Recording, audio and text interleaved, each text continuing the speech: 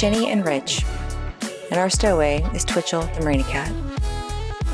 We've been documenting the refit of our 1977 Toyota 37 Ramble On for the past several years. I don't think there's a single part of this boat that we haven't repaired, replaced, or improved in some way.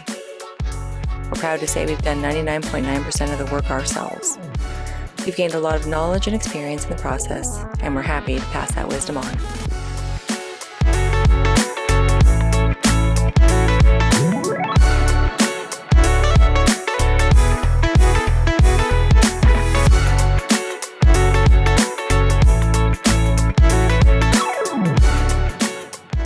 So this is our little shaft Frankenstein monstrosity. So because of the shortness of the transmission, I had to get this thing made. But it fits right here, and it actually fits very nicely. It's a whole lot of stuff spinning around here when this engine's going to be moving, but I think it will work. And then we also got this flexible coupling adapter as well that goes between the engine transmission and this part.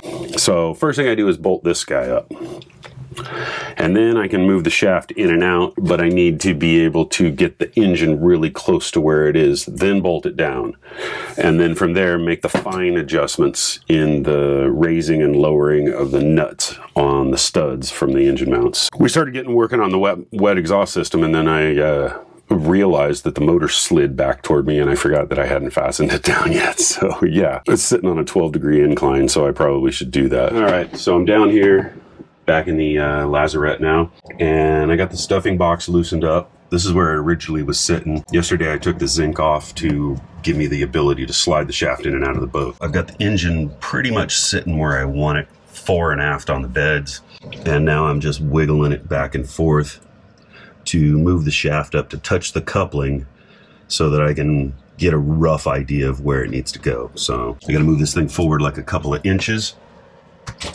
but there will be some of this space taken up by the flex coupler right here. Once I do get the engine fine-tuned and get the hard face-to-face absolutely perfect within, I think it's 1/1000th of an inch, then I can slide the shaft back one last time and I install the RD flex coupling here. Was there any water? Yeah, there's water coming in. Oh, okay. I set up an emergency bilge pump down in the bilge because right now our actual pump is disconnected. So I got a temporary one that I can operate manually down in the engine bilge.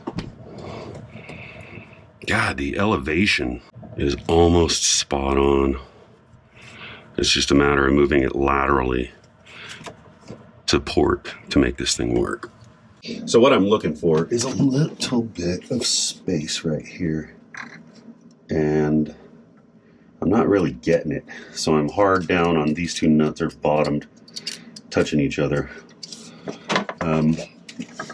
Now with feeling the back of the propeller shaft, or we'll say the output shaft of the transmission, I think if I raise up the front of the motor a little bit, I can make those adjustments, but I now am possibly closing the gap, the vertical gap.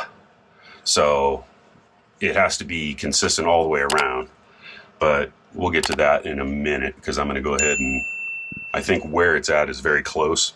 But if I put these down, then I can slide the shaft back and forth. I won't have to worry about the engine sliding backwards at me on the bed, and then we can go from there with the fine adjustments. But this thing came out really close.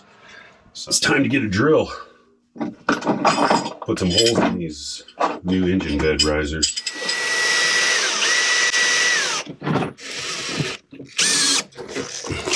Jesus.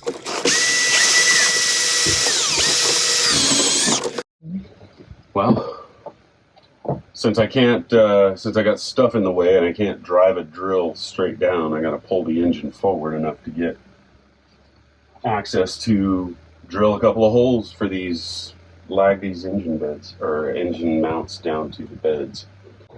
Oh, that's not too bad. You pulling it straight? Shit, I'm right at the edge. Huh? Looks like it's crooked. Yeah, well, it didn't slide in. This side's way off, babe. They're both okay. Okay, so now I'm looking at the mirror, And I'm looking at the 3 o'clock and the 9 o'clock positions, and it still looks like it's a little gapped. I can see the bottom at the 6 o'clock position, and it's still a little bit more gap than it is at the 12 o'clock position. So, how much did you raise it? quite a bit. Over 1/4 of an inch in the front only. The back was pretty good. Tons of room. I think tighten the back down, and then I can shift the front over a little bit more. I'm going to monkey with this just a tiny bit more before I wrap it up today. Oh, I drilled all the holes, had to shift the engine forward and back to access them because of overhead obstructions and a cordless drill. And got it lagged in, and the lags are kind of almost tight, but not completely tight. So there may be some hinky stuff with just fine tuning it. But yeah, so the engine is completely adjusted. Everything's bolted down 100%, lock washers and everything.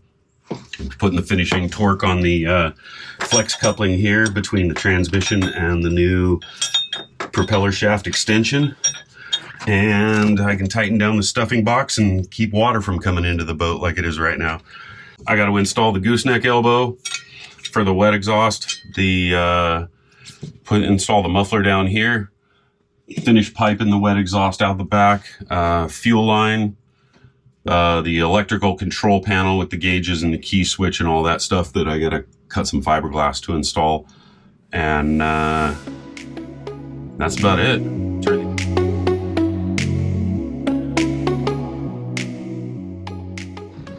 We're at Svensson's Bay Marine in Alameda. Through-hole fitting tool. New propellers in. Hose clamps. Raw water and exhaust. And a handful of clamps for fuel lines.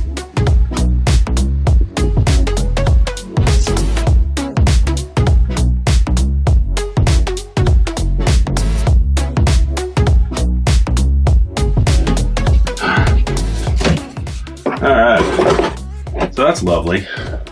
It's actually like an 1.5 inch diameter outlet. So talk about back pressure on the system. So I'm getting ready to stick this thing in. I put butyl tape on this thing.